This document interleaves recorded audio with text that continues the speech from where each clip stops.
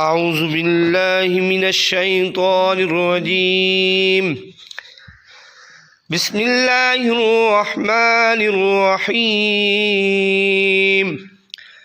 تمام فکروں سے آزادی کی دعا۔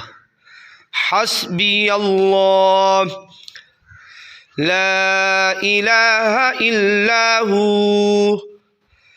علیہ توکلت وَهُوَ رَبُّ الْعَرْشِ الْعَظِيمِ۔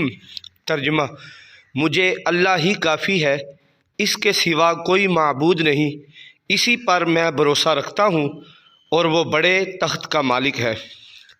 فضیلت: سیدنا ابو درداء رضی اللہ عنہ فرماتے ہیں کہ اگر کوئی شخص اس دعا کو صبح و شام 7 مرتبہ پڑھتا ہے تو اللہ تعالیٰ اس کے تمام فکر و مشکلات کے لیے کافی ہو جاتا ہے۔